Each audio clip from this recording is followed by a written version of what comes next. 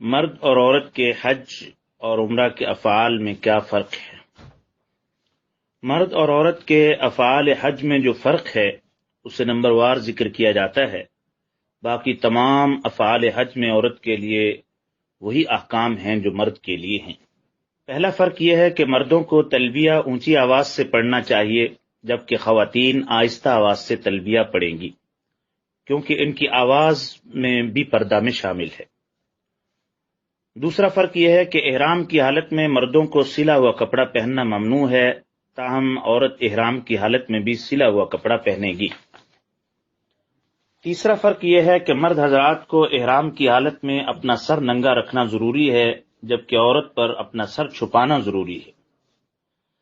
چوتھا فرق یہ ہے کہ مرد حضرات طواف کے پہلے 3 چکروں میں رمل کرتے ہیں اور ان کے لیے رمل کرنا مسنون ہے، جبکہ عورت کے لیے رمل درست نہیں ہے۔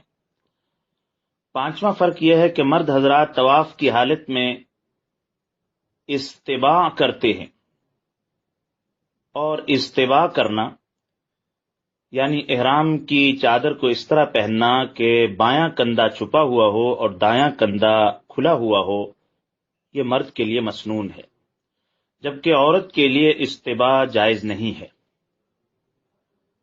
چھٹا فرق یہ ہے کہ سعی کے دوران مرد حضرات 2 سبز نشانوں کے درمیان جہاں سبز لائٹیں ہیں اس میں قدرے تیز دوڑتے ہیں، جبکہ عورت اپنی رفتار پر چلتی ہے، اس کے لیے دوڑنا درست نہیں ہے۔ 7واں فرق یہ ہے کہ مرد حضرات حلق یا قصر میں سے جو چاہے کرے، جبکہ عورتوں کے لیے صرف قصر متعین ہے۔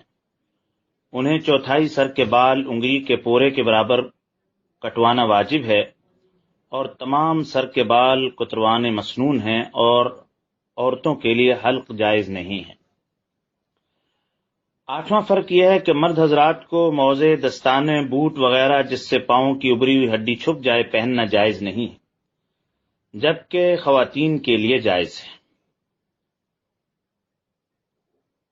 9واں فرق عورت کے لیے زیور پہننا بھی جائز ہے۔ 10واں حکم یہ ہے کہ عورت ایام کی حالت میں یا نفاس کی حالت میں وقوف عرفات تو کر سکتی ہے، البتہ طواف زیارت نہیں کر سکتی، کیونکہ طواف مسجد حرام میں ہوتا ہے اور مسجد میں حدث اکبر یعنی بڑی ناپاکی کی حالت میں جانا جائز نہیں ہے، لہذا عورت پاک ہونے کے بعد طواف کرے گی۔